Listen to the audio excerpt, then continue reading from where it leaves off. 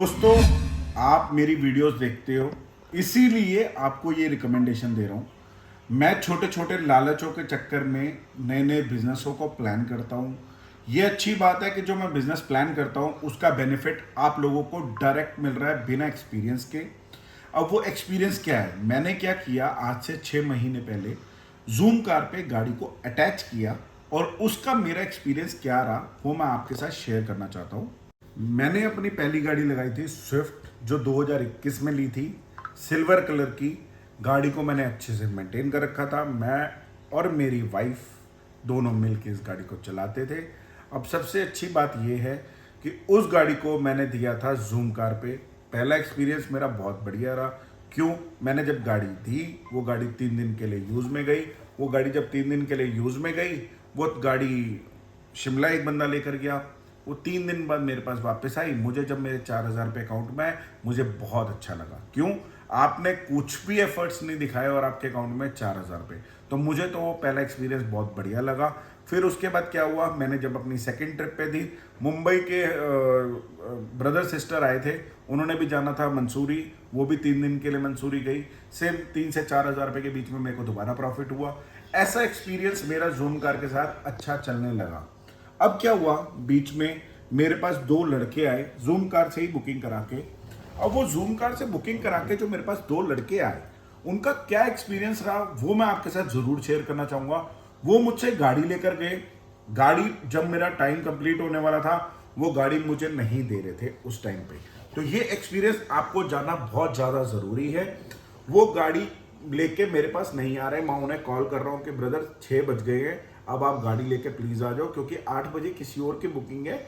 उसके लिए मेरे को आगे गाड़ी रेडी भी करके आगे मेरे को शिफ्ट करनी है। अब उन्होंने क्या किया, वो गाड़ी मुझे नहीं हैंड ओवर करी 6 बजे, बल्कि क्या हुआ, दिल्ली छोड़ के वो गाड़ी बाहर जा रही थी। तो मुझे ये बात समझ नहीं आई कि वो ऐसा क्यों कर रहे हैं। उनका एक पर्टिकुलर टाइम था जिसपे मेरे को उन्होंने गाड़ी रिटर्न करनी थी, वो रिटर्न क्यों नहीं कर रहा, ऐसा एक्सपीरियंस मुझे समझ नहीं आ रहा था। तो मैंने उनसे पूछा तो वो ये बोल रहे थे कि मैं ब्रदर शाम को आऊँगा, मैं सुबह आऊँगा। क्यों? क्योंकि मेरे घर में ये हो गया, मेरे घर में वो हो गया, मेरे घर में इमरजेंसी आ गई, मुझे वहाँ जाना पड़ रहा है। मुझे क्लैरिटी नहीं दे रहे थे वो। अब सुबह की जगह शाम हुई, शाम की जगह रात हुई, रात की जगह अगले दिन सुबह हुई। वो वाली जो मेरे पास दूसरी कॉल थी वो तो कैंसिल हो गया ट्रिप। रूम वालों से जो मेरी बात हुई उसमें उन्होंने ये बोला कि हम आपकी गाड़ी को ढूंढने के लिए वहीं आपकी लोकेशन पे जा रहे हैं। इन्होंने एक ट्रैक डिवाइस हमारी गाड़ी में लगाया होता है जिसकी वजह से गाड़ी को ट्रैक किया जाता है। तो वो ट्रैकिंग डिवाइस की वजह से वो गाड़ी के पास पहुंचे जो उनके घर पे खड़ी थी। थके हुए थे तो वो सो रहे थे। गाड़ी वो स्टार्ट करने की भी कोशिश कर रहे थे। जब जूम वालों ने उनसे बात करी तो वो स्टार्ट करने की कोशिश कर रहे थे, जूम वालों ने ऑलरेडी उसको बंद कर दिया था, जिसकी वजह से गाड़ी स्टार्ट नहीं हो रही थी। अब क्या हुआ, वो गाड़ी जूम वालों ने वहां से रिकवर करी और मेरे पास ले आए। वो गाड़ी मेरे पास हैंड ओवर हो गई। अब ये था मेरा थर्ड ट्रिप जो मेरा एक्सपीरियंस का। अब इसके बाद क्या हुआ, मैंने गाड़ी आगे दी या नहीं दी। मेरे को पहले तो मजा आ गया था क्योंकि मैंने 2 ट्रिप के अंदर मैंने 7,000 रुपये कमाए थे। इस ट्रिप का भी मुझे रिकवर के बाद 2 से 3 हजार रुपये मिल गया था। गाड़ी की कंडीशन डस्टिंग वाइज गंदी थी, बाकी सब गाड़ी की कंडीशन ओके थी। ये मेरा तीसरा ट्रिप था जो मुझे बहुत अच्छा ठीक लगा। पहले 2 ट्रिप बहुत अच्छे थे, थर्ड मेरा ट्रिप ऐसा थोड़ा क्यों हो गया ये नहीं समझ में आ रहा था। मैंने अभी 4th ट्रिप पे भी गाड़ी दे दी। अब 4th ट्रिप पे दी, सेम चल रहा है, जा रही है। कोई दिल्ली में यूज़ कर रहा है, कोई अपनी गर्लफ्रेंड के लिए यूज़ कर रहा है, कोई किसी न किसी चीज़ों के लिए यूज़ कर रहा है। ऐसे ही मेरे 40-50 ट्रिप हुए। अब मेरा एक्सपीरियंस दोबारा बैड आने वाला था। वो बैड एक्सपीरियंस क्या था, मैं अपनी दुकान पे था, दुकान पे 2 लड़के आए। वो 2 लड़के गाड़ी लेके चले गए। ये है 21 दिसंबर 2023 की बात। 21 दिसंबर पीक टाइम, जब गाड़ियां जो है ज़्यादा यूज़ करते हैं लोग। हाई वेकेशन का टाइम है, जब क्रिसमस आता है, न्यू ईयर आता है, लोग बाहर ट्रिप का प्लान करते हैं। मेरी गाड़ी भी जाने वाली थी। उससे पहले मैं आपको बताया था, अब जब मेरे 50 ट्रिप हो रहे थे तो मैंने नवंबर में एक और गाड़ी निकाल ली। मुझे लगा कि यार ये अगर 30 से 40 हज़ार रुपये महीना देती है तो मुझे एक गाड़ी और लेके अगर 10-12 हज़ार रुपये की ईएमआई देने के साथ 30-40 हज़ार रुपये भी कमा के देती है तो मेरा 30-40 हज़ार रुपये का ईएमआई देने के बाद दोनों प्रॉफिट बन जाएगा। मतलब दोनों ने 60 हज़ार रुपये दिया, 30 हज़ार रुपये की ईएमआई भी चलेगी, तो 30-40 हज़ार रुपये का मेरे को बेनिफिट, जिसमें 10 हज़ार रुपये मारुति की गाड़ी को मेंटेनेंस भी दे देता हूँ। तो मुझे ये एक्सपीरियंस मिला। अब क्या हुआ, मैंने दूसरी गाड़ी भी निकाल ली स्विफ्ट। पहली गाड़ी मेरे पास ऑलरेडी थी, बीच में मैंने एक रैपिड खरीद रखी थी, रैपिड मैं अपने पर्सनल यूज़ के लिए यूज़ कर रहा था, दोनों स्विफ्ट मैंने जूम कार पे अटैच कर रखी थी। अब जो मेरा 21 दिसंबर वाला ट्रिप था उसके साथ क्या हुआ, वो गाड़ी लेकर गए थे एक दिन के लिए, रात को लेके गए थे सुबह तक के लिए। सुबह जब क्या हुआ, वो गाड़ी मैं रात में सो नहीं पा रहा, मैं चेक कर रहा हूँ कि ये रात में कब आएगी कब आएगी कब आएगी, क्योंकि नेक्स्ट डे से मेरे पास एक और जॉब थी जिसके अंदर वो गाड़ी जानी थी। अब वो गाड़ी लेके चला गया मनाली। मैंने कहा अरे वाह क्या बात है, इसने 8 घंटे के लिए गाड़ी ली और ये मनाली लेके चला गया। मेरा नेक्स्ट बंदा जो है उसने कैंसिल किया, करना ही पड़ा क्योंकि उसको गाड़ी दे ही नहीं सकता था मैं। अब क्या हुआ, मैंने उसको गाड़ी, अब जब गाड़ी का क्या हुआ, गाड़ी जो नहीं दे पाया मैं, मेरा मनाली वाला जो बंदा है वो उससे फ़ोन पे कांटेक्ट कर रहा हूँ, वो क्या कह रहा है, वो कह रहा है मैं आपको ब्रदर शाम को गाड़ी दूंगा, सुबह गाड़ी दूंगा। मैंने उसको नहीं बताया कि मुझे नहीं पता कि आप वहाँ वो कहाँ पे है। वो मनाली में बैठा हुआ था, शायद कि कई सारे दोस्तों के साथ गया हुआ था। 2 दिन हो गए, 3 दिन हो गए, 4 दिन हो गए, वो गाड़ी नहीं लेके आ रहा था। अब 4 दिन के बाद वो गाड़ी मेरी अभी भी मनाली ही खड़ी थी। बड़ी मुश्किल से उसने हफ्ते का ट्रिप बनाया, हफ्ते के ट्रिप के बाद उसने वो प्लान किया कि वो जो गाड़ी है अब वापस लेके चलते हैं। जब मैंने भी उतनी देर में जूम कार से कांटेक्ट बना लिया था, जूम कार से कांटेक्ट बनाने के बाद उन्होंने वो गाड़ी को वहीं पे ही लॉक कर दिया, उन्होंने गाड़ी स्टार्ट नहीं होने दी। जूम कार वालों से कांटेक्ट मैंने बनाया, मेरा वो कांटेक्ट में बन रहा है, हम तीनों के कांटेक्ट में कर रहे हैं। वो मुझे बार बार बोल रहे हैं कि ब्रदर इतनी दूर गाड़ी जो है वो नहीं क्या नाम है, मेरा लॉक खुलवा दो, मैं मनाली से दिल्ली एक बार आ जाऊँ, आपको गाड़ी दे दूंगा। इतनी सारी बातचीत हमारी हो रही थी। तो कस्टमर ने बोला मेरी एक बार गाड़ी खुलवा दो जूम से, मैं गाड़ी आपको स्टार्ट करके वहीं पे ला के दे दूंगा। मैंने कहा यार ये रिस्क तो मैं नहीं दे सकता, जूम कार वाले अपने आप ही रिकवर करके मुझे गाड़ी देंगे, मैं उनके साथ ही काम करता हूँ।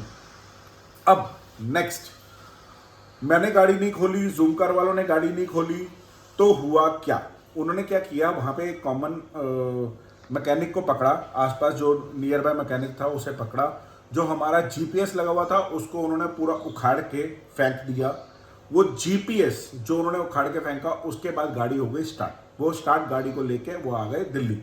मैं उनसे फिर कांटेक्ट बना रहा हूँ कि कहाँ पे हो, ये हो वो हो। दिल्ली आने से पहले चंडीगढ़ में फिर रुक गए, चंडीगढ़ में रुकने के बाद वो वहीं पे उन्होंने रात को स्टे लिया।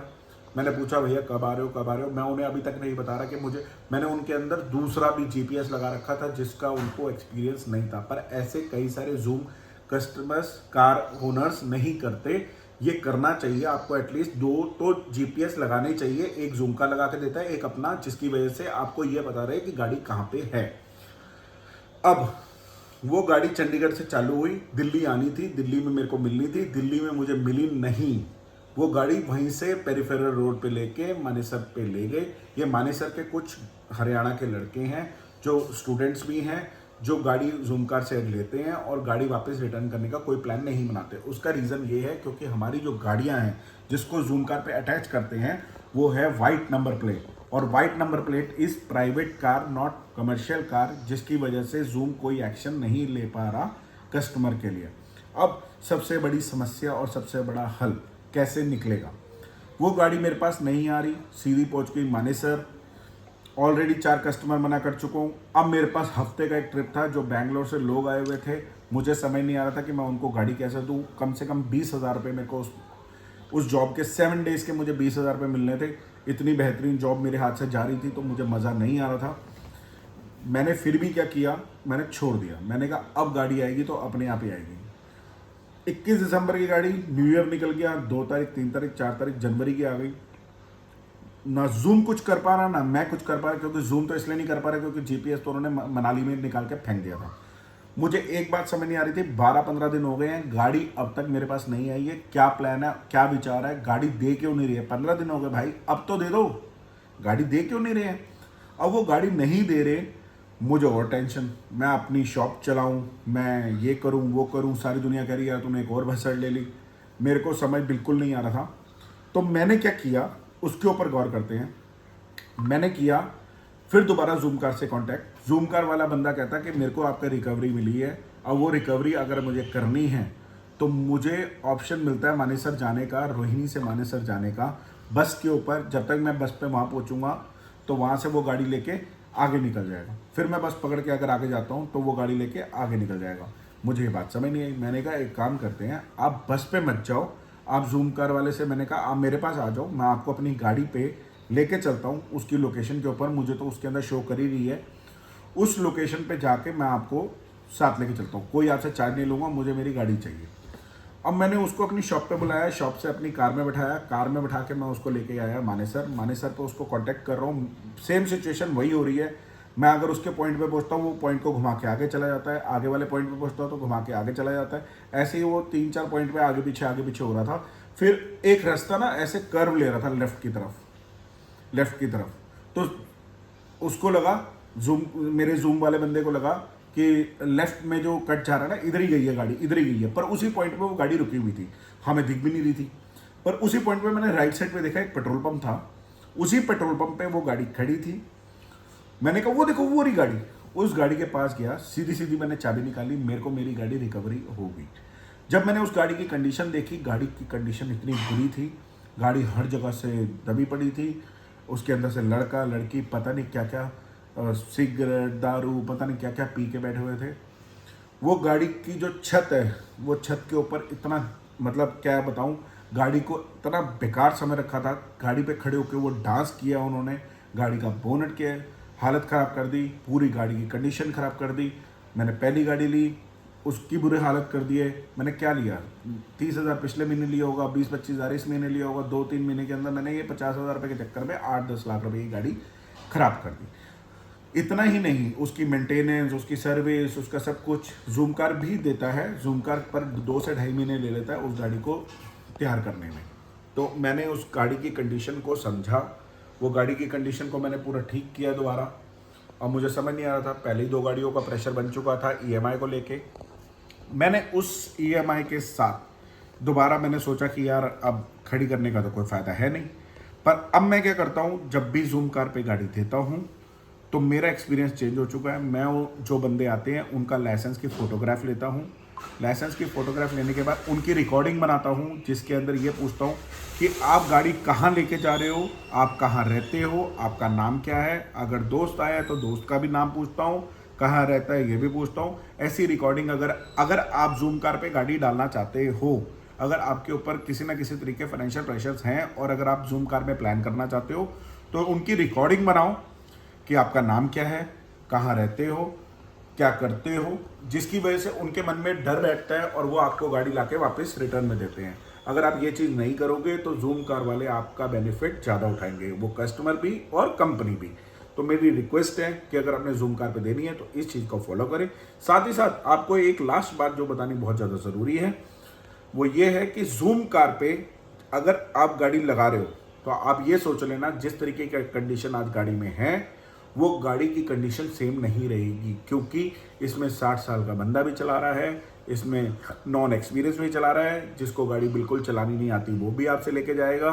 तो गाड़ी की कंडीशन तो 100% बेकार होने वाली है।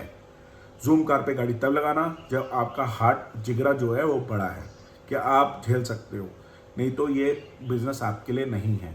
ये जूम कार का एक्सपीरियंस मेरा बहुत बैड रहा है। अगर आपको लगानी है तो अपने रिस्क पे लगवाना। ये वीडियो देखने के लिए थैंक यू।